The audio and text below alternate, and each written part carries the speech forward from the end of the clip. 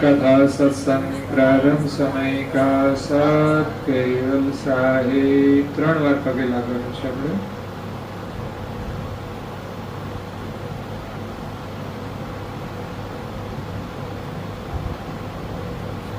केवल अंशो सत केवल साहिब बाजू बाजू सौने सत केवल साहिब सत केवल साहिब अदागम बहोदम लहेजन्नादम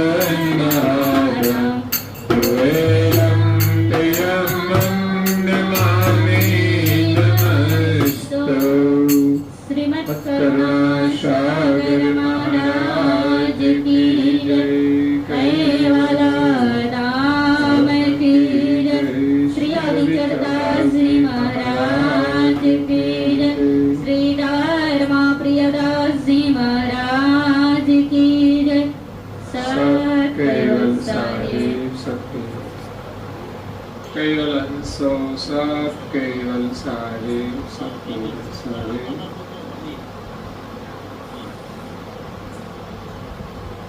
પ્રાય ભક્તજનો,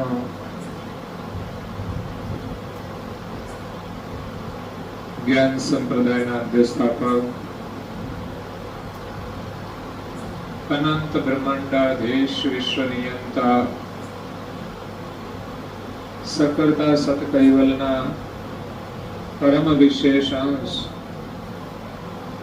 અનંત અંશોના તારણહાર, પરમ મોક્ષના દાતા, कैवल धर्म धुरंधर, महान समर्थ, परम श्रेष्ठ, परम विभूतिवान, परम दयालु, परम कृपा निधि, सर्वज्ञ दिव्य परम गुरु श्रीमद करुणासागर महाराज विश्वभરના મનુષ્ય તનધારી ચૈતન્ય અંશોને સંબોધીને यथार्थ ज्ञानનો ઉપદેશ આપતા સ્વરચિત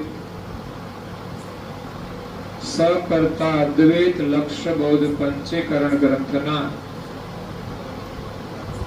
9મા પ્રકરણના પ્રથમ ઉપપ્રકરણની અંદર રજોગુણની 10 આકાંક્ષાઓનું ઉલટ ક્રિયાનું વર્ણન કરતા કહે છે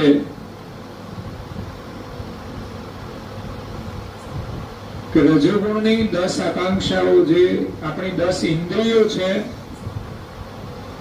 એની અંદર જે ઈચ્છાઓ છે એ જ 10 આકાંક્ષાઓ છે. એ આકાંક્ષાઓ જે અધોમુખી છે એને આપણે ઉલટાવીને ઉર્ધ્વમુખી કરવાની છે. જે ખોટી દિશામાં કામ કરે છે એને પાછી વાળી અને આપણે સાચી દિશામાં લઈ જવાની છે. તો 10 ઇન્દ્રિયોની 10 આકાંક્ષાઓ, એમાં આગળની કથામાં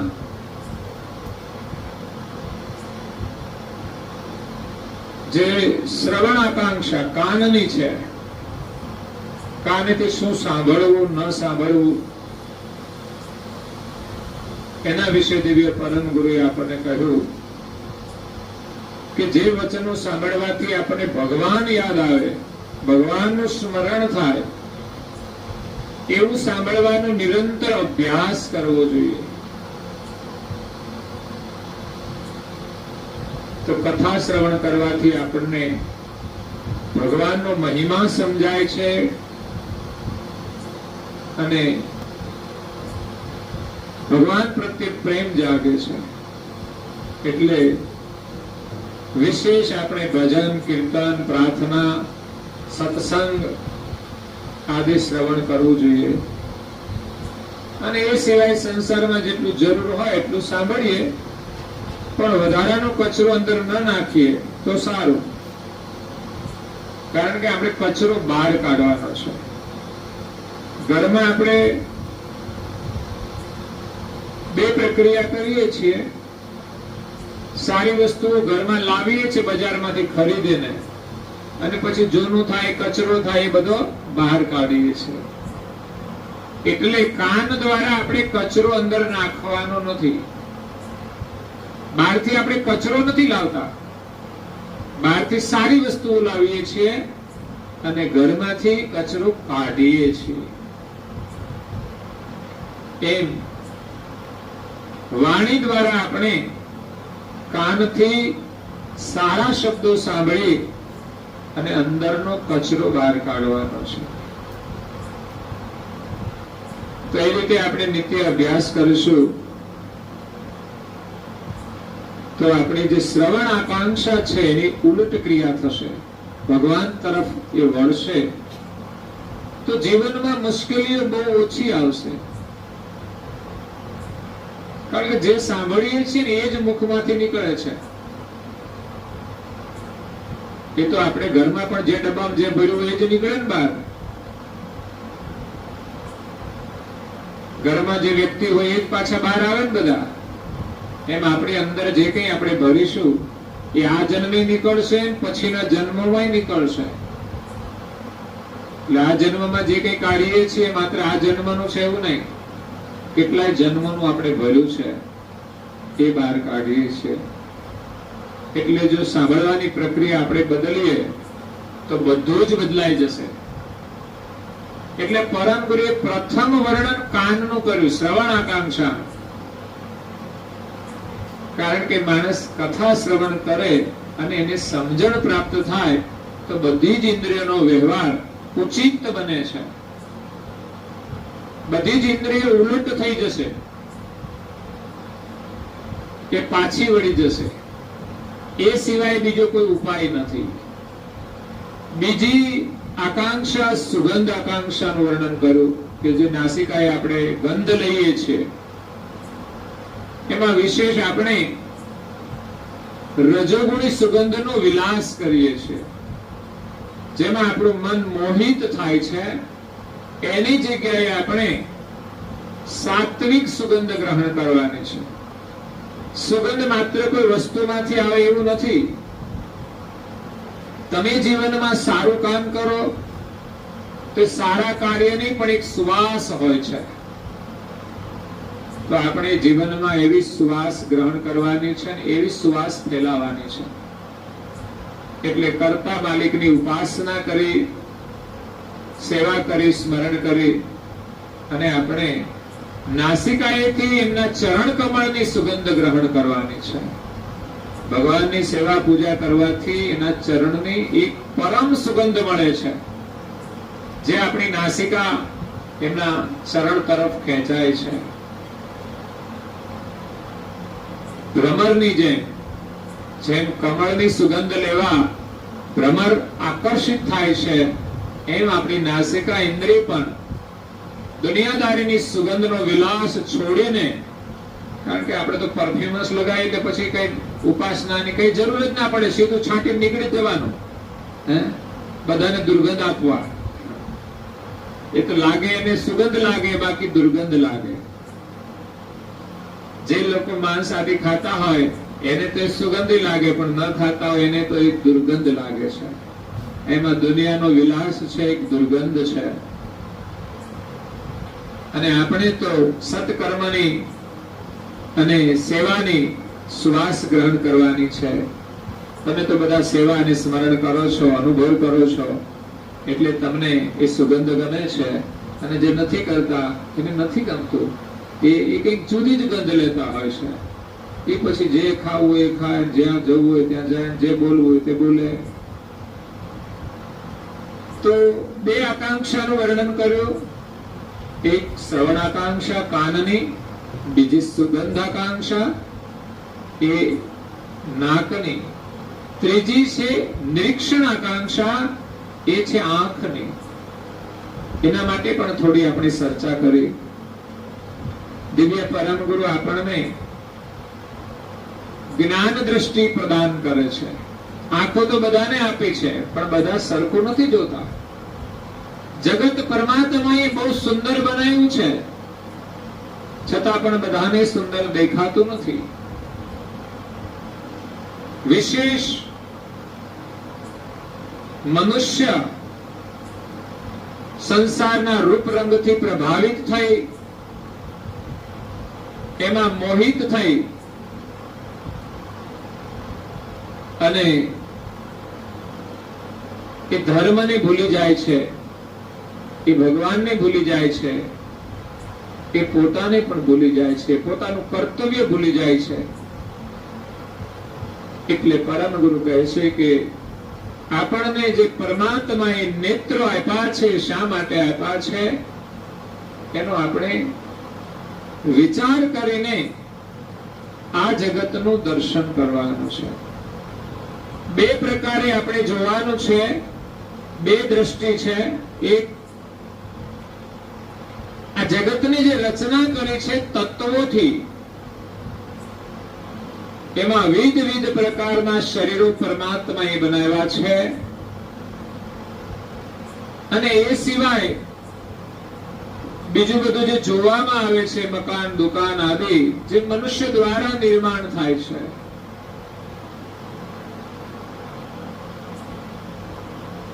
તો આ દરેક શરીરમાં રહેલો જે ચૈતન્ય અંશ એને આપણે જોવાનો છે,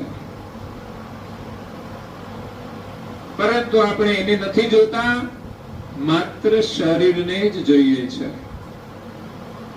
શરીરનો મોહ છે, શરીરનું આકર્ષણ છે. એટલે આ શરીરને ચલાવનાર જે ચૈતન્ય છે એને આપણે ઓળખી શકતા નથી, એને આપણે જોઈ શકતા નથી. આ શરીરની અંદર આત્મા છે કે નહીં, આ શરીરમાં આત્મા છે લાગે છે તમને? છે એવું? પણ દેખાય છે તો કે ના, છે ખરો પણ દેખાતો નથી. તો એને આપણે જોવાનો છે. પણ ક્યારે દેખાશે? કે જ્યારે આપણે આ શરીરને ભૂલી જઈશું, શરીરને જોવાનું છોડી દઈશું, ત્યારે એ ચૈતન્ય દ્રષ્ટિમાં આવશે. કારણ કે આ શરીર તો આકાર વાળું છે, એટલે આંખોથી દેખાય છે, પરંતુ આ શરીરને ચલાવવા વાળો એ આકાર વાળો નથી. એને જોવા માટે આકાર વાળી દ્રષ્ટિ છોડીને નિરાકાર દ્રષ્ટિ પ્રાપ્ત કરવી પડશે, સૂક્ષ્મ દ્રષ્ટિ પ્રાપ્ત કરવી પડશે.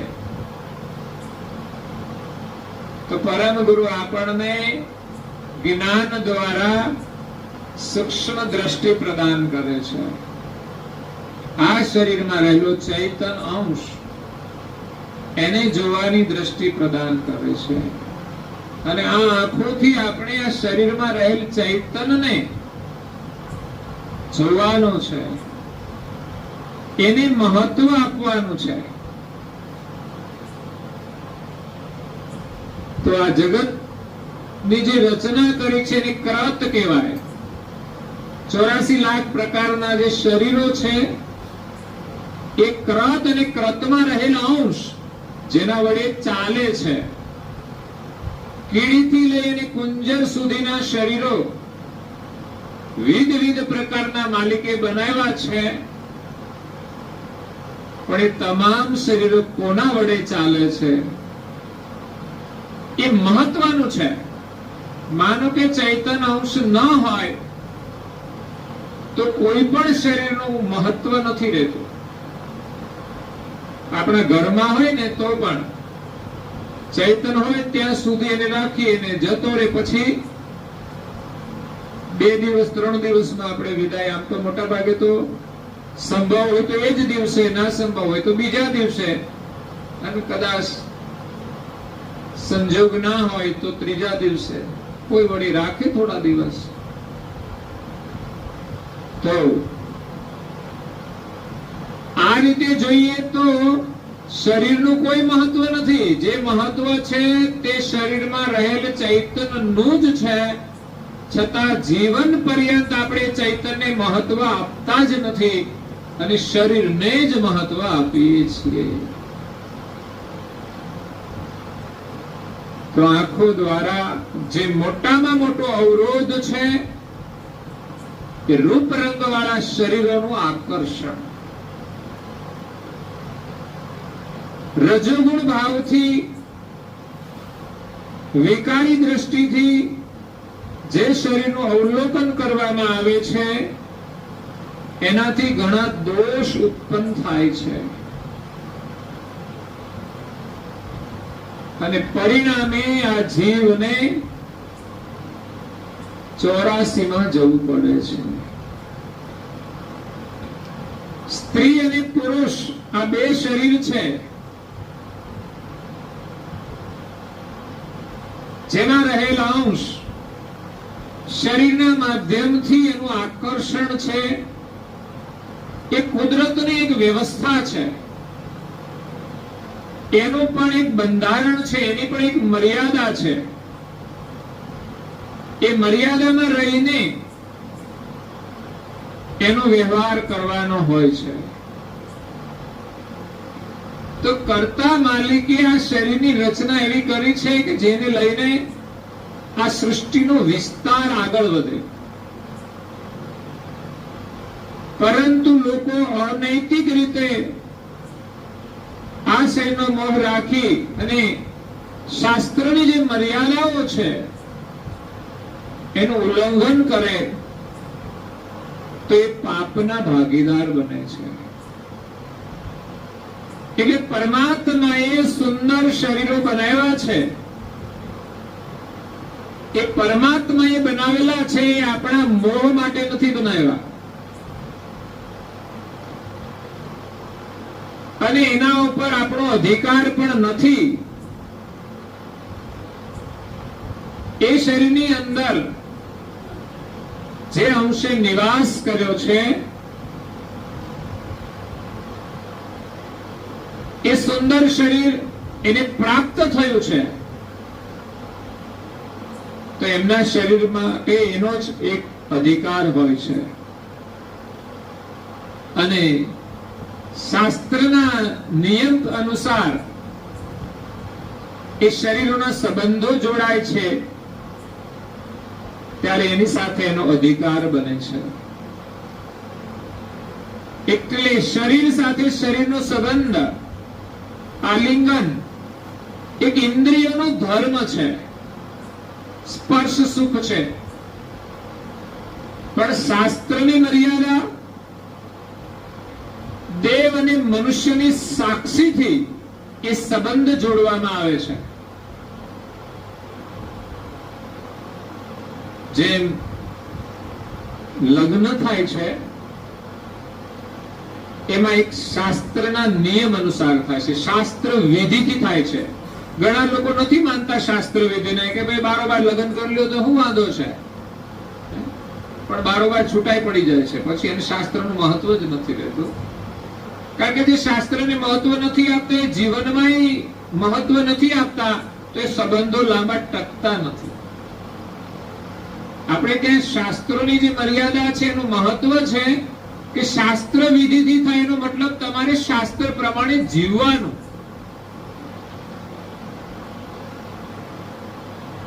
પરંતુ શાસ્ત્ર વિના જે લોકો સંબંધો જોડી દે છે પણ એ પછી શાસ્ત્ર પ્રમાણે વર્તન નથી કરતા તો એ સંબંધો લાંબો સમય રહી શકતા નથી. એટલે એક તો શાસ્ત્ર અનુસાર સંબંધો જોડાય છે અને બીજું મનુષ્ય અને દેવની સાક્ષીએ સંબંધ જોડાય છે. દુનિયાના જે સંબંધો હોય છે એનો એક સમાજ સાક્ષી હોય છે. સગા સંબંધીઓને બોલાવે, આ વ્યવહાર કેમ કરવાનો તો કે બધા સાક્ષી છે. એટલે ગમે ત્યારે પ્રોબ્લેમ થાય તો એ સાક્ષી પૂરી શકે કે ના એના લગ્ન તો આની સાથે થયા છે, અમે હતા ને ત્યાં. એક સાક્ષી છે સમાજની. અને જલ્દી તોડી ના શકે, કારણ કે સમાજની મર્યાદામાં રહ્યા હોય એટલે મર્યાદાને લઈને પણ એમ થાય કે આપણે થોડું સહન કરીને પણ નિભાવવું જોઈએ. એટલે એની અંદર એ સંબંધને છોડીને એ અધર્મનું આચરણ ન કરે. અને એક દેવની સાક્ષીએ આ સંબંધો જોડાય છે. જે લગ્નની વિધિ છે એક દેવની સાક્ષી થાય છે. અગ્નિ એ દેવ છે, ખાસ કરીને અગ્નિ દેવતાની સાક્ષી. 4 ફેરા ફરે, 7 ફેરા ફરે. તો આપણી આ એક પરંપરા છે, પ્રમાણે સંબંધ જોડવામાં આવે છે. તો એ હક મનુષ્ય આ 3 પ્રકારે શાસ્ત્ર, દેવ અને મનુષ્યની સાક્ષી ગ્રહણ કરે છે. છતાં પણ એમને નીતિપૂર્વક વ્યવહાર કરવાનો હોય છે. ધર્મ સાથે રાખીને એ સંબંધ નિભાવવાનો હોય છે. તો શાસ્ત્ર મર્યાદાનું ઉલ્લંઘન કરીને અન્ય કોઈ પણ નેત્ર દ્વારેથી રૂપ વિષયથી મોહ ધારણ કરવો નહીં. આ શાસ્ત્ર મર્યાદા કેટલી આપેલી છે.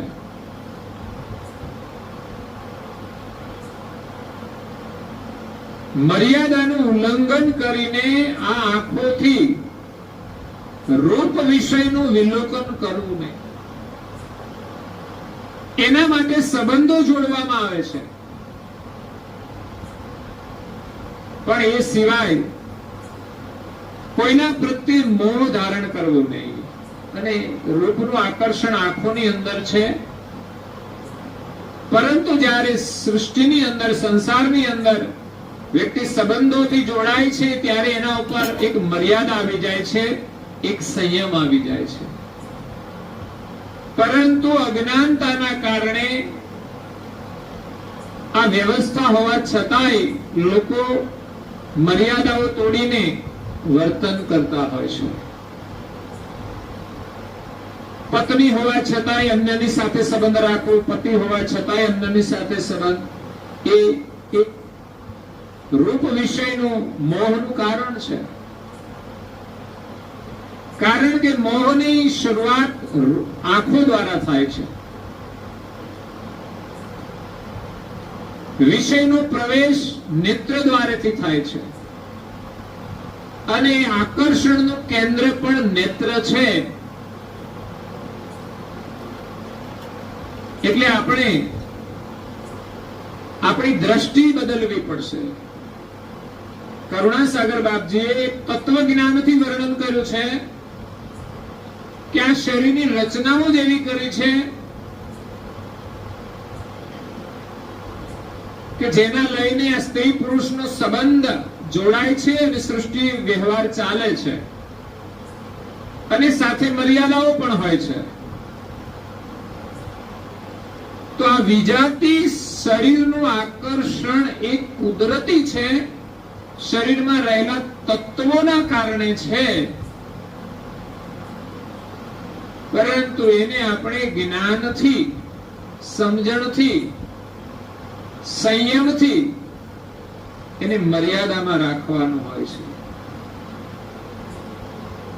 સંસારમાં રહેતા હોય તો શરીર સ્ત્રી અને પુરુષ, એમાં એક માતા એ પણ સ્ત્રી છે, બેન એ પણ સ્ત્રી છે, દીકરી એ પણ સ્ત્રી છે, પત્ની એ પણ સ્ત્રી છે. પણ બધી જગ્યાએ મર્યાદાઓ છે. પુરુષોની અંદર પિતા એ પણ પુરુષ છે, ભાઈ એ પણ પુરુષ છે, પુત્ર એ પણ પુરુષ છે, અને પતિ એ પણ પુરુષ છે. આ તો ઘરના જ સંબંધોમાં બધાની સાથે આપણે એક મર્યાદામાં વ્યવહાર કરીએ છીએ. એ મર્યાદાની દ્રષ્ટિ સમાજ સાથે પણ જોડવાની હોય છે. એટલે આપણે જે શાસ્ત્રોની અંદર એક પુરુષનો સંબંધ એક સ્ત્રી સાથે જોડાય સિવાય એમના માટે અન્ય સ્ત્રી સમકક્ષ બહેન સમાન હોય મોટી ઉંમરની હોય તો માતા સમાન હોય, નાની ઉંમરની હોય તો દીકરી સમાન હોય. એ જ રીતે પુરુષોમાં સ્ત્રીનો સંબંધ પુરુષ સાથે જોડાય છે ત્યારે જેની સાથે સંબંધ જોડાયો છે પતિ સિવાયના પુરુષ, મોટા હોય તો પિતા સમાન, સમકક્ષ હોય તો ભાઈ સમાન, નાના હોય તો પુત્ર સમાન. એવી દ્રષ્ટિ એક સમાજની અંદર હોય છે. પણ છતાંય રૂપ વિષયથી પ્રભાવિત થઈને માણસ જ્યારે અંધ બની જાય ત્યારે આ મર્યાદાઓ ચૂકી જાય છે. મર્યાદાઓનું અતિક્રમણ કરીને એ અધર્મનું આચરણ કરે છે. એટલે આ આંખો દ્વારા મોહ ધારણ કરવો એક દોષ છે. શ્રી કૃષ્ણએ ગીતામાં કહ્યું છે કે કામ, ક્રોધ અને લોભ આ ત્રણ નરકના દ્વાર છે. કામ પણ મનુષ્યને નરકના દ્વારે લઈ જાય. જે માણસ ચારિત્ર્યહીન બની જાય, વ્યભિચારી બની જાય, ભોગી બની જાય, એ પણ નરકમાં જાય છે. સંસારની અંદર પણ સંયમથી રહેવાનું હોય છે, વિવેકથી રહેવાનું હોય છે અને ભગવત સ્મરણ કરવાનું છે, ભગવત દર્શન કરવાનું છે. કારણ કે રૂપ રંગવાળા શરીરોને જોઈને મોહ થાય છે, પણ એ શરીરનું અસ્તિત્વ વિચારીએ તો કાયમને માટે સુંદર રહેવાનું નથી એમ સમજીને એનો મોહ ઓછો થાય છે. શરીર એ નશ્વર છે. પણ મેં કહ્યું તેમ તત્વોની જે વ્યવસ્થા છે એને લઈને આકર્ષણ છે. તો કર્તા માલિકે સ્ત્રી અને પુરુષના શરીરો જે બનાવ્યા એ તમામ ઘાટની અંદર છે. પ્રાણી, પશુ, પંખી બધામાં અને બધાની અંદર આ વિજાતિ આકર્ષણથી એક સૃષ્ટિનો ધર્મ ચાલે છે. જો આ તત્વ ન હોય તો સૃષ્ટિ ધર્મ આગળ ચાલે નહીં. કોઈને આકર્ષણ નથી તો સંબંધ જોડવાનું કોઈ કારણ નથી, તો સૃષ્ટિ ધર્મ પણ આગળ ચાલતો નથી. તો કર્તા માલિકે પુરુષનું શરીર બનાવ્યું, એમાં નિરંજનના 8 ભાગ મૂક્યા છે. નિરંજન પુરુષ તત્વ છે અને અવ્યાકૃત એ સ્ત્રી તત્વ છે. 2 ભાગ અવ્યાકૃતના મૂકેલા છે. એને લઈને પુરુષોની અંદર સ્ત્રી પ્રત્યે આકર્ષણ છે. એ 2 ભાગ, એક ભાગ ઉપસ્થ સ્થાને છે ને બીજો ભાગ અર્ધો નેત્ર સ્થાને મૂકેલો છે અને અડધો ભાગ આપણી નાડીની અંદર મૂકેલો છે. જે ડાબી નાડી છે એ સ્ત્રીલિંગ નાડી છે, જમણી છે પુરુષલિંગ નાડી છે. એટલે પુરુષની અંદર પુરુષ, જમણી તો પુરુષલિંગ છે પણ ડાબી છે એમાં અવ્યાકૃતનો અડધો ભાગ છે. માટે આંખોની અંદર પણ અડધો ભાગ મૂકેલો છે. માટે સ્વાભાવિક વિજાતિ શરીરનું આકર્ષણ રહે છે. પુરુષને પુરુષના શરીરનું આકર્ષણ ઓછું હોય કે નથી હોતું.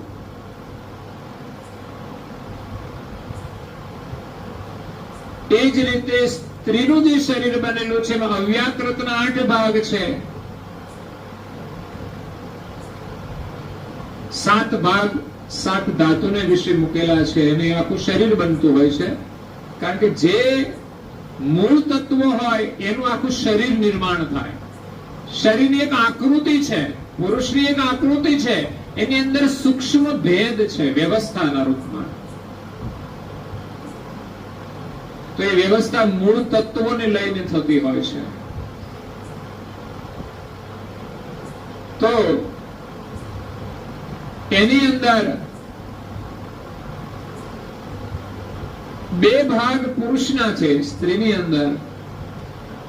એમાં એક નેત્ર સ્થાને છે, એક એમની પિંગલા નાડી જમણી બાજુની જે સૂર્ય નાડી છે એમાં છે પુરુષ નાડી છે, અને એક ભાગ ભગ સ્થાને છે. એ રીતે એકબીજાનું આકર્ષણ રહેતું હોય છે. એટલે આંખોથી આપણે નિરીક્ષણ કરીએ છીએ, તેમાં જ્ઞાન દ્રષ્ટિથી અવલોકન કરીએ તો શરીરની અંદર કોઈ મોહ છે નહીં. બહારથી દેખાતું સુંદર શરીર, બહારથી દેખાય છે સુંદર, પણ ભીતરથી જોઈએ તો એટલું સુંદર નથી. સુંદર દેખાતા શરીરની અંદર થી કચરો જ નીકળે છે. આંખમાંથી જોવો તો કચરો, નાકમાંથી જોવો તો કચરો, મુખમાંથી જોવો તો કચરો, કાનમાંથી જોવો તો કચરો, ઉપસ્થ મળ વિસર્જન પણ કચરો. આપણે સારું સારું ખાઈએ છીએ પણ એનો દુર્ગંધ બની જાય છે. તો આ શરીરની અંદર જોઈએ તો કઈ સુંદરતા નથી. ચૈતન છે તો સુંદર છે. ચૈતન ન હોય તો 24 કલાકની અંદર એમાં વિકૃતિ આવી જાય છે. આમ તો ન હોય ને ત્યાંથી જ એનું મોઢું તો તમે જુઓ ને કેવું થઈ જાય. ઘણાનો તો જીવતા હોય તો એવા મોઢા થઈ જાય. બોલો, મરી ગયા હોય એવા. એટલે આપણે જીવતા છે ને એમ તો રહેવું પાછું ઘરમાં. એટલે આપણને પરમાત્માએ આ શરીર આપ્યું છે, એમાં આંખો આપી છે, બહુ જ મહત્વપૂર્ણ છે. બે લાઈટો, અને લાઈટ વગર તો તમે જુઓ છો ને હમણાં લાઈટ ગઈ, કેટલું અંધારું થઈ ગયું. એમાં શરીરની લાઈટ છે તો આપણી લાઈટ છે, બાકી તો કઈ છે. તો લાઈટ આવી ક્યાંથી? આંખો પોતાની જાતે જોઈ શકતી નથી, પણ અંદર રહેલો ચૈતન એને ચેતના આપે છે, ત્યારે આંખો જોવે છે. આ બધા જે ગોળા છે ને એ લાઈટ આપે છે, પ્રકાશ આપે છે, પણ પોતાની જાતે નથી આપી શકતા. ક્યાંયથી પાવર આવે છે? એમ આ શરીરની અંદર જ્યાંથી પાવર આવે છે ને તેને આપણે શોધવાનું છે. એટલે આંખો દ્વારા આપણે નિરીક્ષણ કરીએ છીએ તો પરમાત્માના બનાવેલા સુંદર શરીરો છે, સુંદર ફૂટડા, મોહક, ક્રાંતિવાળા, તે દરેકના શરીરમાં રહેલો જે આત્મા રામ છે એની ચેતના રગે રગમાં વ્યાપેલી છે, ત્યારે જે સુંદર દેખાય છે. અને ખરેખર વિચારીએ ને તો માત્ર રૂપની જ સુંદરતા છે એવું નથી.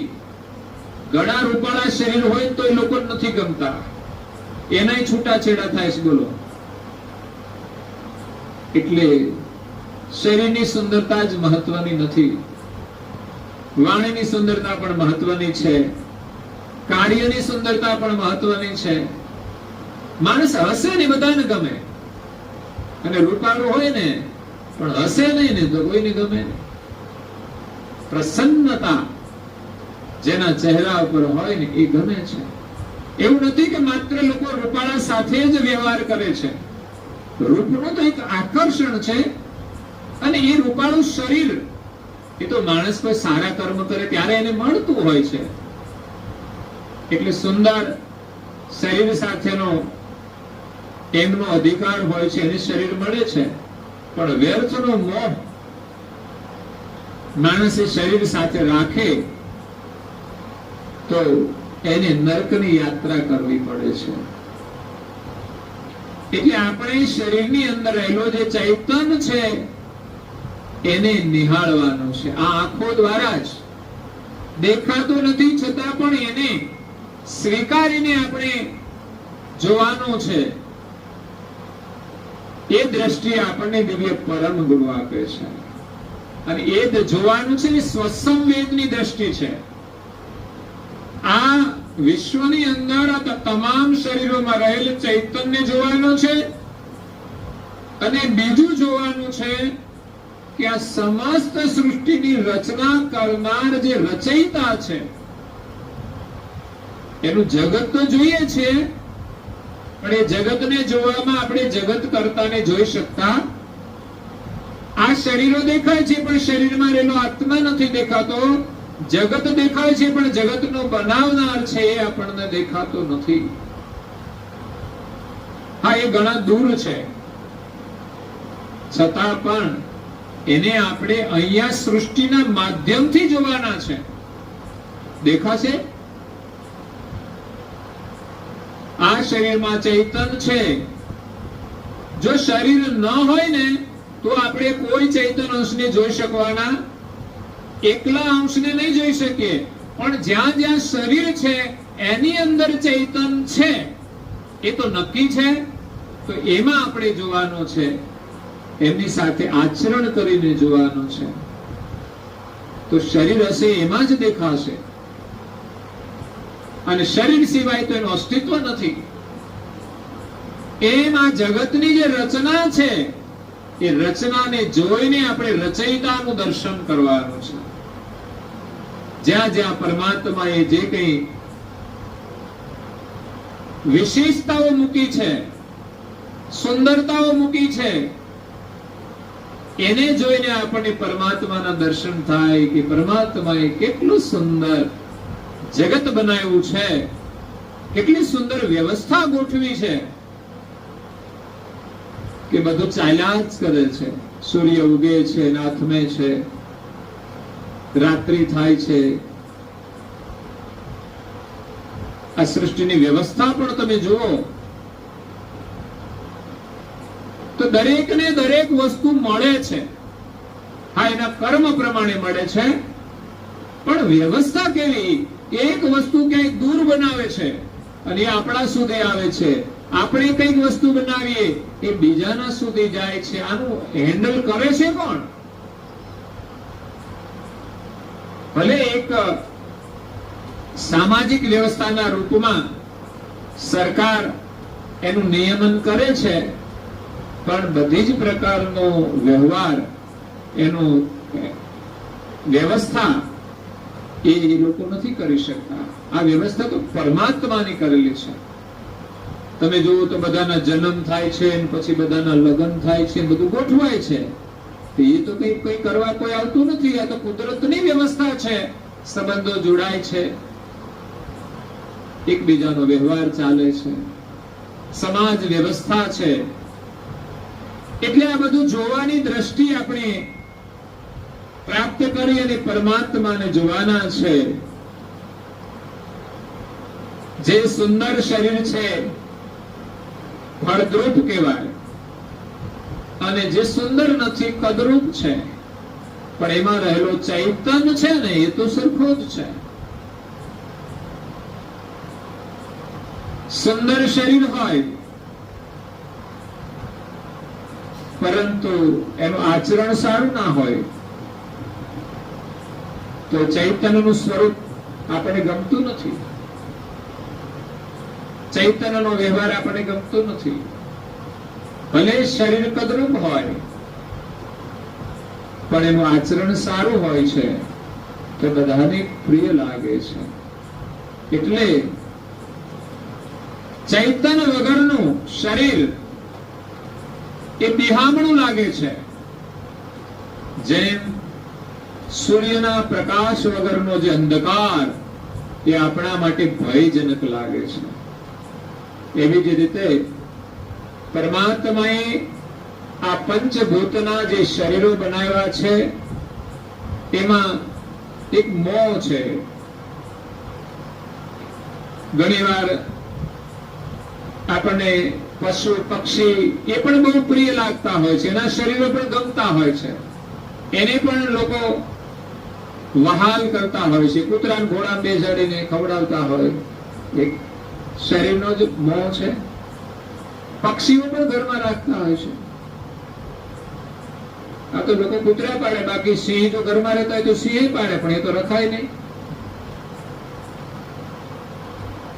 એટલે પરમ ગુરુ કહે છે કે આ શરીરનો મોહ નહીં કરતા શરીરને જે ચલાવનાર ચૈતન છે, અંશ છે, જે સૂર્યવત રહેલો છે, જેમ સૂર્યનો પ્રકાશ અંધકારને દૂર કરે છે ત્યારે આ જગતની રચના આપણને સુંદર દેખાય છે, એમ આત્મા અંશનો જે પ્રકાશ છે એના દ્વારા આપણે આ શરીરની રચનાને પણ સુંદર જોવાની છે. શરીરની રચના બધા જ શરીરમાં સુંદરતા છે. દરેક શરીર દ્વારા માણસ ભગવાનનું ભજન કરીને પરમાત્માને પામી શકે છે. દરેક શરીર દ્વારા માણસ સારું કામ કરી શકે છે. આ છે શરીરની સુંદરતા. પણ આપણે તો માત્ર ને માત્ર બહારથી આકર્ષણ કરનારી સુંદરતાને જ સુંદર માનીએ છીએ અને એને મહત્વ આપીએ છીએ.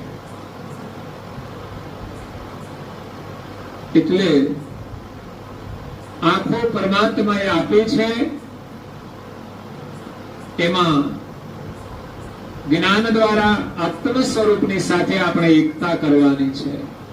શરીરને બાદ કરી શરીરમાં રહેલું જે ચૈતન્ય છે એની સાથે આપણે એકતા કરી અને પરમાત્માને પામવાના છે, એને પણ આપણે જોવાના છે. તો આ દરેક શરીરની અંદર જે ચૈતન્ય અંશ છે એ શરીરને તો ચલાવે છે, એટલે માનીએ કે આમાં આત્મા છે. તો પરમાત્માને કેવી રીતે જોઈશું આ જગતમાં? તો કે આ શરીરમાં રહેલા ચૈતન્ય આત્મા એ પરમાત્માની સત્તાથી આ શરીરને ચલાવે છે. એટલે પરમાત્માનો સંબંધ પણ આ દરેક ઘાટો સાથે જોડાયેલો છે. એના સિવાય કોઈ પણ અંશ આ શરીરને ચલાવી શકતો નથી. એટલે બધાના ઉપર એક પરમાત્માની સત્તા છે. બીજું આ બધા પ્રકારના શરીરો આપણે તો બનાવ્યા નથી. માનો કે માણસને જન્મ આપે છે એ પણ એક કુદરતની વ્યવસ્થા છે. એની અંદર એની રચના કરેલી છે, માટે નિર્માણ થાય છે. આપણે કશું કરતા નથી. એ સિવાયના બીજા જે શરીરો છે એ કોણ બનાવે છે? તો કોઈ શરીર આપણે બનાવતા નથી, આપણે બનાવ્યા નથી. સમસ્ત વિશ્વનું સર્જન કરનાર એક સર્જનહાર છે. આ જગતને જોઈને આપણે આ કર્તાને જોવાના છે. એટલે શુભ અને અશુભ ભરેલી જે દોષ દ્રષ્ટિ છે એનાથી જ્યારે મુક્ત થઈએ અને જોઈએ ત્યારે સમજવાનું કે આપણે રૂપ વિષયનો ત્યાગ કરીને જોઈએ છે. અને ત્યારે જ વિષય ભોગનો ત્યાગ ન થાય ત્યાં સુધી તો આ આંખોની દ્રષ્ટિથી ઘણા દોષ પ્રાપ્ત કરીને અંતે મહાઘોર નરકનું દુઃખ ભોગવવા માટે આ જીવને વારંવાર સ્ત્રીના ભગમાં શરીર ધારણ કરી અને જન્મ લેવો પડે છે. એટલે મહાપુરુષો કહે છે કે આશા ત્યાં વાસા, સુરતા ત્યાં મુકામ.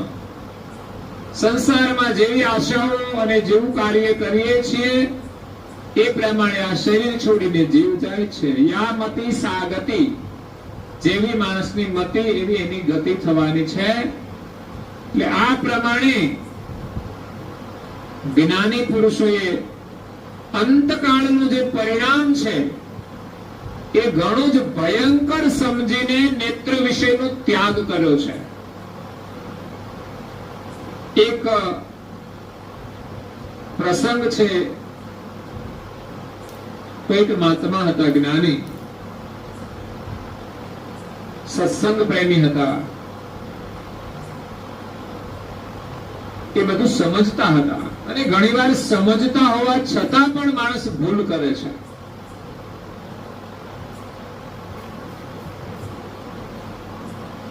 તો એ વ્યક્તિના આગળથી એક પુરુષ હતા, એમના આગળથી એક સુંદર સ્ત્રી પસાર થાય છે.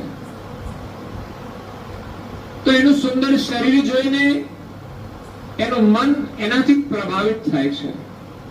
અને આ રૂપનું આકર્ષણ એકબીજાનું દરેકના માટે બહુ ભયંકર છે. એની ભયંકરતા વિચારીએ ત્યારે જે ભૂતકાળની અંદર થયેલા જે પ્રસંગો છે એનાથી મૂલ્યાંકન કરીએ તો એને સામાન્ય ન ગણીએ કે જીવને એ અધોગતિની અંદર નરકમાં લઈ જાય છે.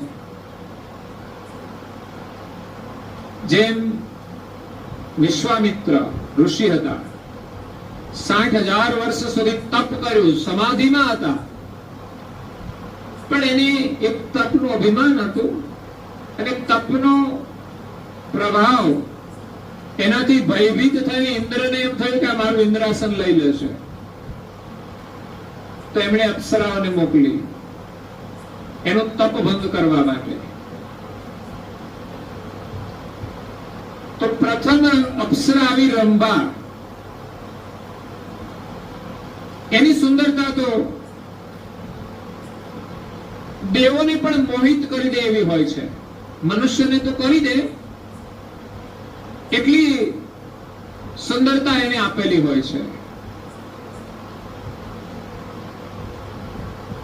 તો એ રંભા તો આવે છે, ઘણા પ્રયાસો કર્યા ઋષિની સમાધિ તોડવા અને મોહિત કરવા, પરંતુ જ્યારે વિશ્વામિત્ર જાગૃત થયા અને ગુસ્સામાં આવી ગયા ત્યારે પથ્થર બનાવી દીધી. આ છે તપની શક્તિ.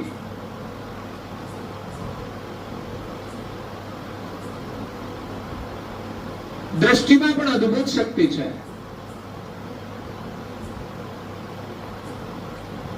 તો ફરી પાછા સમાધિમાં બેસી ગયા. ઇન્દ્રને ભય લાગ્યો તો બીજી અપ્સરા મોકલી, એનાથી પણ વિશેષ પ્રભાવી, જેનું નામ છે મેનકા. તો એના પ્રભાવથી વિશ્વામિત્ર વિચલિત થઈ ગયા અને એના રૂપની મોહજાળમાં ફસાઈ ગયા અને સંન્યાસી એક ગ્રહસ્થી બની ગયા. આના ઉપરથી એક મૂલ્યાંકન થાય છે કે રૂપનું આકર્ષણ કેટલું પ્રભાવી છે, કે જે સાધનાની ઊંચાઈ ઉપરથી પણ સાધકને નીચે પાડી દે છે. એવા તો ભૂતકાળની અંદર, પુરાણોની અંદર ઘણા પ્રસંગો આવતા હોય છે. એટલે આપણે ત્યાં સંસારની અંદર લક્ષ્મણ રેખાઓ છે, મર્યાદાઓ છે. તો એ રીતે પરમાત્માએ આપણને નેત્ર આપ્યા છે. તો ઘણા ઋષિ મુનિઓએ જોયું કે આ રૂપનો મોહ રાખવાથી એનું પરિણામ કેવું છે, એમ સમજીને જ એમણે રૂપ વિશેનો ત્યાગ કર્યો હતો. એટલે પરમ ગુરુ આપણને અહીંયા બે પ્રકારે જોવાનું કહે છે. એક તત્વ શરીર જોવાના, એનાથી આપણે સારું કામ કરવાનું છે, અને શરીરમાં રહેલ ચૈતન્ય જોવાનું. અને બીજું, આ જગતનું સર્જન કરનાર જે ખુદ કૈવલ કરતા છે એ સર્વજ્ઞ છે અને મહાન સજાણ જાણ સ્વરૂપ છે, કે જે બધું જ જાણે છે. તો પછી આપણે મનથી પણ કોઈ ખોટો વિચાર કરવો જોઈએ નહીં. પરમાત્માના અસ્તિત્વને સ્વીકારીએ તો જીવનમાં ખોટો વિચાર પણ નહીં આવે, ખોટું કાર્ય પણ નહીં થાય. પછી જ્ઞાન દ્રષ્ટિએ આ જગતનું આપણે વિલોકન કરીશું. એટલે આ બે પ્રકારે આપણે જોવાનું છે, એ સિવાય પછી કઈ જોવાનું રહેતું જ નથી. જ્ઞાન દ્રષ્ટિએ આ જગતને જોશો તો પછી કોઈ અવરોધ જ નથી. પછી દુનિયાની દ્રષ્ટિએ જે જોવાનું છે બધું ટળી જશે. અને આ બે વસ્તુ નથી જોતા તો દુનિયાની અંદર જે પ્રકારે આપણે જોઈએ છે ને, એમાં તો લડાઈ ને ઝઘડા સિવાય બીજું કંઈ જ નથી. માણસ પોતાની દ્રષ્ટિથી જ મૂલ્યાંકન કરે છે અને એની અંદર જ એને ધોકો થાય છે. એક દિવસ આ જ દ્રષ્ટિએ એ સારું દેખાય છે, એની સાથે વ્યવહાર જોડાય છે, અને સમય જતા એ જ દ્રષ્ટિ એને ધોકો આપે છે. એટલે જે લોકો જ્ઞાન દ્રષ્ટિએ જુએ છે એનું તો અનેક જન્મોનું જે કાર્ય છે એ સફળ થઈ જાય છે. અને એના માટે જ મનુષ્ય દેહ આપ્યો છે. બાકી આ મનોરંજન જોવા માટે નથી આપ્યો. આપણે પેલું ભજન ગાઈએ છે ને, વાતો વાતોમાં બધું ખોયું, આ મોંઘું જીવન વાતોમાં ખોયું, વાતો મોંઘું જીવન વાતોમાં ખોયું. આંખો આપી છે તને દર્શન કરવા,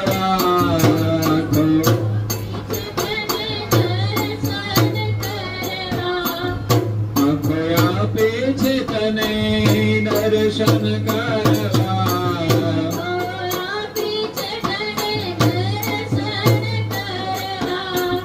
ત્રીજો આમાં બધું ખોયું, આ મોંઘું જીવન વાતોમાં ખોયું, ત્રીજો આમાં બધું ખોયું, આ મોંઘું જીવન વાતોમાં. મોંઘું જીવન વાતોમાં ખોયું. ટીવી જોવાનું જેટલું ગમે છે ને એટલું કદાચ મને લાગે છે કે મંદિરમાં દર્શન કરવાનું લોકોને નથી ગમતું. અને જેને દર્શન પ્રિય લાગે છે એને ટીવી બહુ નથી ગમતું. ઘણાને તો એટલું ટીવી ગમે છે કે એને બેબી નથી ગમતી, કારણ કે એમાં બધી બહુ હોય ને પાછું જોવાનું. એમ જોઈને આપણે જીવીએ ને તો મુશ્કેલી જ છે.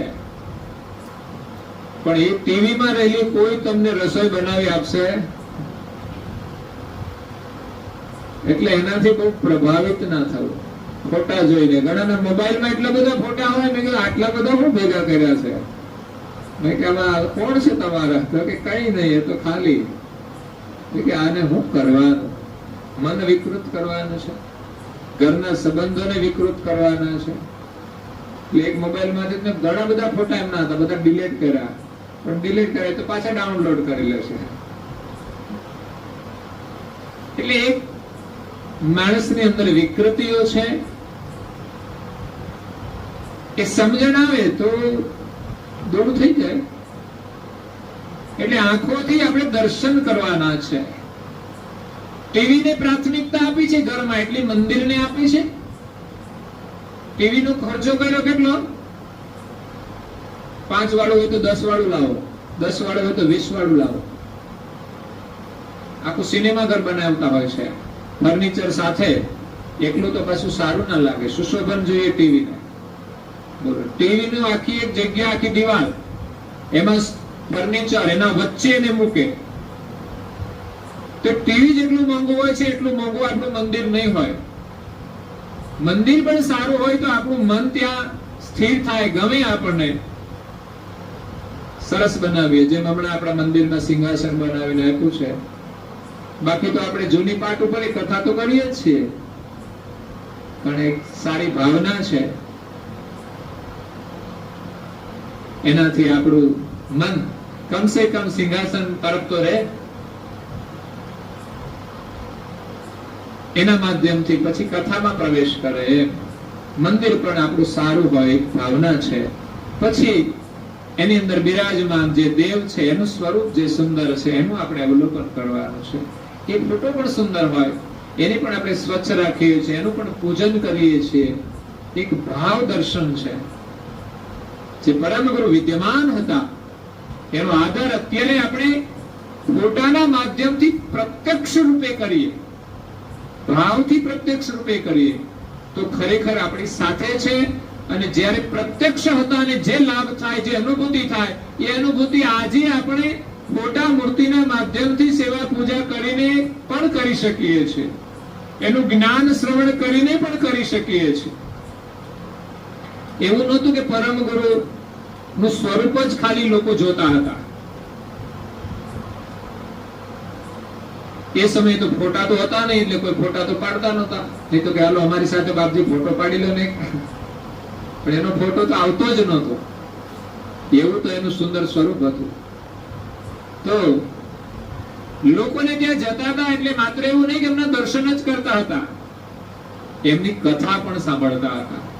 પરમ ગુરુનું સાચું સ્વરૂપ એ કથા સ્વરૂપ છે, એમનું વાણી સ્વરૂપ છે.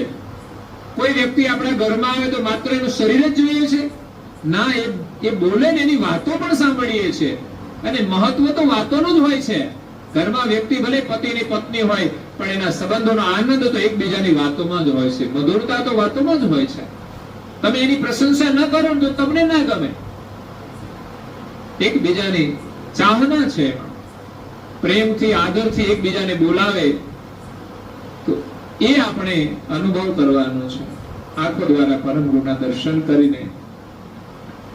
એટલે પરમ ગુરુ કહે છે કે સૌ પ્રથમ આ જે વિશ્વની રચના કરી છે સરાચર વૈરાટ, એની અંદર દેવ છે, સામાન્ય અને વિશેષ અંશ છે, એ કર્તાનું જે ક્રત છે અને ક્રતના જે કર્તા છે એની વિશેષ ગમ ગતિ લઈને આપણે જોવાનું છે. બસ આટલું જોવામાં આપણું મન જોડાય, આપણી દ્રષ્ટિ લાગે તો પછી દુનિયામાં બીજું કંઈ જોવાનું રહેતું જ નથી. શ્રુતિ સ્મૃતિ વેદ એ પ્રમાણયુક્ત કશું નથી જોવાનું.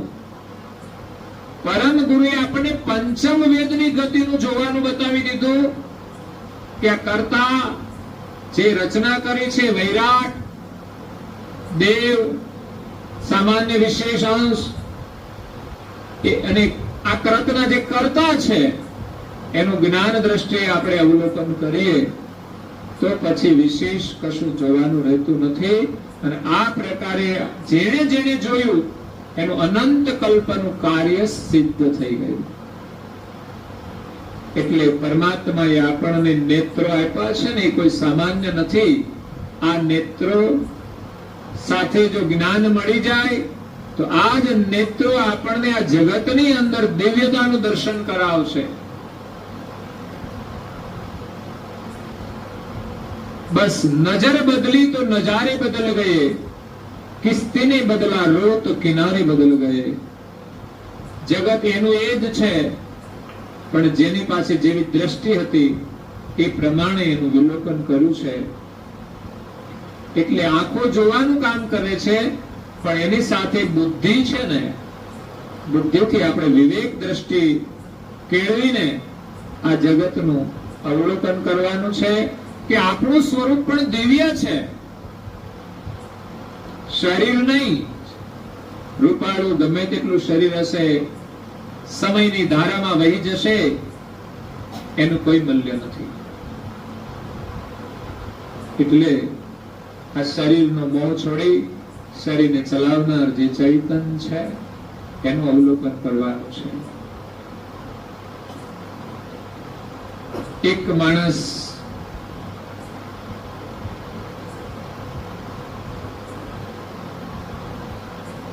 ભગવાન બુદ્ધ પાસે આવે છે અને કહે છે કે મને રૂપનું આકર્ષણ વિશેષ પરેશાન કરે છે, એમાંથી છૂટવાનો ઉપાય શું?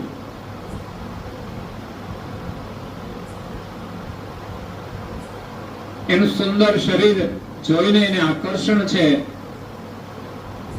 તો બુદ્ધે એને એક ફળ આપ્યું કે આ ફળ તું સાચવી રાખજે,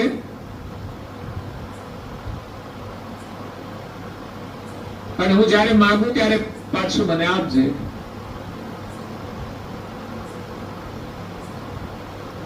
સાચવીને રાખજે. ફળ તો લઈ ગયો, પણ 2 દિવસ થયા, 3 દિવસ થયા, પછી તો વાસી થાય ને થોડું, એટલે કરચલીઓ પડે. એમાં શરીર છે ને વાસી થાય ને એટલે સમજવાનું કરચલીઓ પડશે, પછી એને કોઈ ઇસ્ત્રી નહીં કરવાની.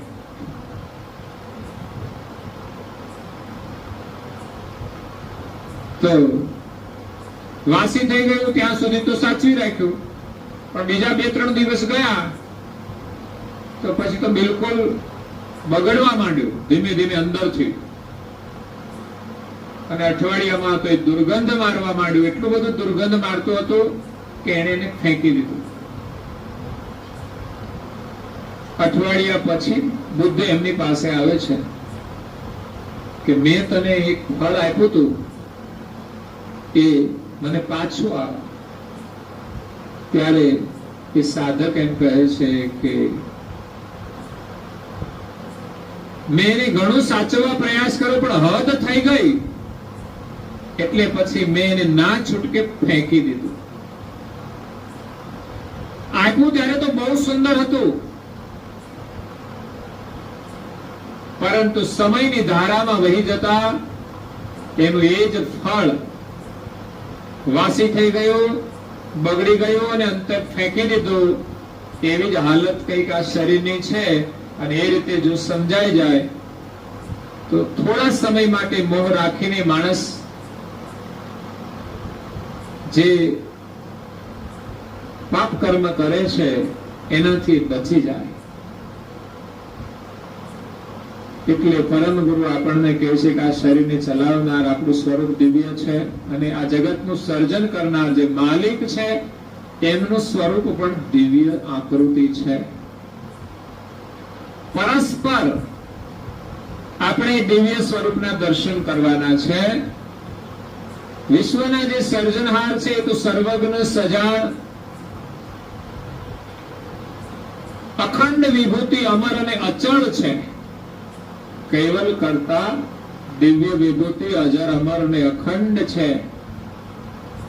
અંશનું અને નિજ કરતાનું જોવાનું જે છે ને દિવ્ય છે, સ્વરૂપ પણ દિવ્ય છે. અંશનું અને કર્તાનું સ્વરૂપ પણ દિવ્ય છે. આ રીતે સચેત થઈને આપણે આ આંખો દ્વારા અવલોકન કરવાનું છે. અંશની દ્રષ્ટિ વડે જોવાથી આ શરીરમાં જે તત્વોનું વર્તમાન થાય છે, અને કૈવલ કરતાને જોઈએ તો એના દ્વારા સૃષ્ટિના બધા જ અંશોને જીવન મળે છે. અંશને જોઈએ તો શરીર એના વડે ચાલે છે, એ રીતે અંશને જોઈએ શરીરમાં અંશનું મહત્વ છે. અને કર્તાને જુઓ તો બધા જ અંશો એમના વડે જ આ શરીરમાં કામ કરી રહ્યા છે. અને વિશ્વના સાક્ષી છે. કોઈ પણ જીવ ગમે તે કર્મ કરે એ કર્મથી છૂટી શકતો નથી. કોણે જોયું કે આણે પાપ કર્યું છે? કારણ કે કોઈ એનું સાક્ષી ના હોય ને તો માણસને સજા નથી થતી. પણ કોઈ ખૂન કરી નાખ્યું, એનો સાક્ષી ના મળે ને તો એની સજા ના થાય. પણ અહીંયા કદાચ આવું બધું ચાલે, પણ જગત કરતા તો સર્વજ્ઞ અને સજાણ છે. આ દુનિયાના જેટલા પણ અંશો છે એને જીવન આપે છે, અને એના કર્મના એ સાક્ષી છે. એટલે એને કોઈ પણ કર્મ કરીને ભોગવા વિના છૂટકો નથી. આજે તો આપણને સારું લાગે કંઈ પણ ખોટું કરીને લાભ લેતા, પરંતુ આજે જે પરિસ્થિતિ છે એનાથી પણ ખરાબ પરિસ્થિતિ આવે છે. એટલે જે પણ પરિસ્થિતિ હોય એ પરિસ્થિતિનો સ્વીકાર કરી અને પ્રામાણિકતાથી મહેનત કરીને આગળ વધવા પ્રયાસ કરવો જોઈએ, પણ ખોટું કરીને આગળ વધવું જોઈએ. તો આ રીતે પરમ ગુરુએ આપણને આ આંખો દ્વારા અલ્પજ્ઞ અને સર્વજ્ઞને જોવાનું બતાવ્યું છે. અંશ અલ્પજ્ઞ છે એને આપણે આ જગતમાં જોઈએ, અને સર્વજ્ઞ જે કૈવલ કરતા છે, પરમ ગુરુ છે, એની સર્વજ્ઞ દ્રષ્ટિએ આપણે નિહાળી અને એનું ભજન કરવાનું છે. તો હંમેશા આપણી આંખો સાત્વિક દર્શન કરે એમાં રુચિ રાખશું એટલે રજોગુણી દર્શન આપોઆપ છૂટી જશે. જે લોકો રજોગુણથી સારા દેખાવા પ્રયાસ કરે છે એ વિશેષ લોકોને ન ગમે તો વિકૃત દર્શન કરતા હોય છે. જેમ કે સુંદર શરીર હોય એનાથી લોકોનું આકર્ષણ સીમિત ન બને તો એનાથી વધારે આકર્ષિત કરવા માટે શણગાર હોય, વસ્ત્ર હોય. એકલું શરીરનું જ આકર્ષણ છે એવું નથી, ઉપરનો જે સ્વાંગ છે, માથાના વાળ છે, ઘણાની તો ચાલ પણ એવી હોય, એટલે તો ઊંચી એડી વાળા હિલ શું કહેવાય એને, બહુ ઊંચી એડી વાળા પહેરવાના.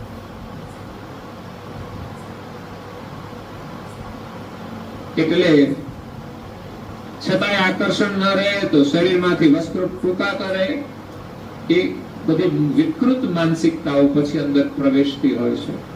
પણ જેને સાત્વિક દર્શન ગમે છે ને, એ હંમેશા મર્યાદાની અંદર વસ્ત્ર પરિધાન કરે છે. એનું આકર્ષણ ચિરંજીવી રહેતું હોય છે.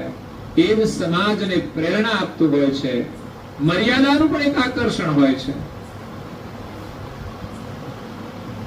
વિકૃત જ આકર્ષણ છે એવું નથી, મર્યાદાનું પણ એક આકર્ષણ છે. મર્યાદામાં પણ એક દીકરીનું મહત્વ છે, મર્યાદામાં જ એક પત્નીનું મહત્વ છે, મર્યાદામાં જ એક બહેનનું પણ મહત્વ છે, મર્યાદામાં જ એક માતાનું મહત્વ છે. નહીં તો એ જ યુવાનીનું જીવન ભવિષ્યમાં એની માતાનો ઇતિહાસ બને ત્યારે પુત્રોને તો સાંભળવા મળે ને કે માતાના સંસ્કાર કેવા હતા, કે પિતાના સંસ્કાર કેવા હતા. એટલે સંસ્કાર અને મર્યાદા છે એનું જ આકર્ષણ એ સમાજને પ્રેરણારૂપ છે. તો અહીંયા નિરીક્ષણ આકાંક્ષાની ઉલટ ક્રિયા પરમ ગુરુએ આપી છે, જે આપણા માટે, જીવન માટે, આપણા સુખ માટે બહુ જ મહત્વપૂર્ણ છે. એના ઉપર ધ્યાન આપીને આપણે આપણા પરિવારને પરમ ગુરુના દર્શનમાં, સાત્વિક દર્શનની અંદર આપણે જોડીને સંસ્કાર આપવાના છે, જેથી એનું જીવન વર્તમાન સમયની અંદર ક્યાંય વિકૃત ન બની જાય. તો એ પરમ ગુરુના આશીર્વાદ છે. આજે કેવલધામવાસી સબિતાબાની પાવન સ્મૃતિના અહીંયા કાંતિભાઈ ચતુરભાઈ, એમનો એક જ દીકરો છે જયમીન, અને એ પણ વિકલાંગ છે. તો એ પણ એક શરીર છે. તો જીવનમાં આવતી જે પરિસ્થિતિ છે એને જોઈને આપણા શરીરનો પણ આપણને મોહ છૂટી જાય. કારણ કે જ્યારે માણસ શરીરની સાથે અનૈતિક રીતે સંબંધ જોડે છે ત્યારે આવું જોઈએ, ત્યારે એમાંથી આપણને બોધ મળે છે. તો એમણે પોતાના જીવનમાં જે પરિસ્થિતિ આવી છે એનો સહજતાથી સ્વીકાર કરી અને પરિસ્થિતિનો સામનો કર્યો છે. એ પણ એમને ધન્યવાદ છે. હવે થોડી પાછી વિકટ પરિસ્થિતિ આવી, કારણ કે સવિતાબાનો સાથ હતો ઘરમાં, એટલે ઘરનું જે કાર્ય હોય એ થતું હોય. હવે એમના માટે એક તો દીકરો તો છે જ એમના માટે. ખરેખર હવે ઉંમર તો એમની કોઈ એમની સેવા કરે એના માટે જોઈએ, એની જગ્યાએ એ હજુ સ્વસ્થ છે કે એક વિકલાંગ પુત્રની સેવા કરે છે. તો આવી પણ એક જીવનની પરિસ્થિતિ છે. રોજ નિયમિત મંદિરે આવે છે અને પરમ ગુરુનું જે ચરણામૃત છે એક ડબ્બીમાં ભરી અને ઘરે લાવીને મને લાગે છે પરિવારને, દીકરાને, બધાને એ પાતા હશે. કારણ કે ચરણામૃત છે એ માણસને જલ્દી જે કઈ પરિસ્થિતિ હોય એમાંથી એને મુક્ત કરે. તો એક બહુ શ્રદ્ધા છે એમની, અને પરમ ગુરુના શરણમાં, એમની સેવામાં મંદિરની અંદર 1 લાખ રૂપિયાની સેવા પણ એને પ્રદાન કરી છે. એટલે પરમ ગુરુના ખૂબ આશીર્વાદ છે. કરેલું જે સુકૃત છે એનું ફળ આપણને અનેક ગણું મળશે. આપણું જીવન સફળ થશે. અત્યારે જે કંઈ આપણા પ્રારબ્ધ પ્રમાણે પરિસ્થિતિ છે એ કાયમ નથી રહેવાની, સમય જતા વાર નથી લાગતો, પણ જીવનમાં જે સારું કામ કરીએ છીએ એ જલ્દી આપણને એનો લાભ મળે છે. તો આ સાથે અહીંયા કથાને વિરામ આપીએ. અસ્તુ સત્કેવલ સાહી. જય બોલવાની છે.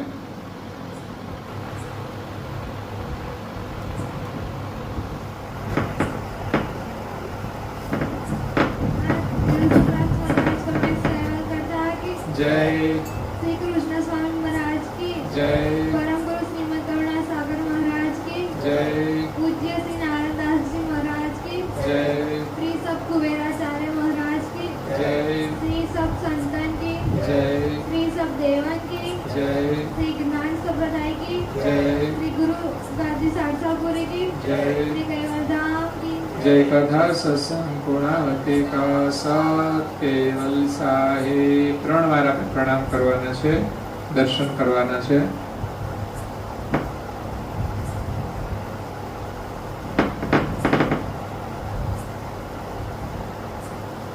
કેવલ હંસો સત કેવલ સાહેબ. આજુબાજુ સૌને સત કેવલ સાહેબ.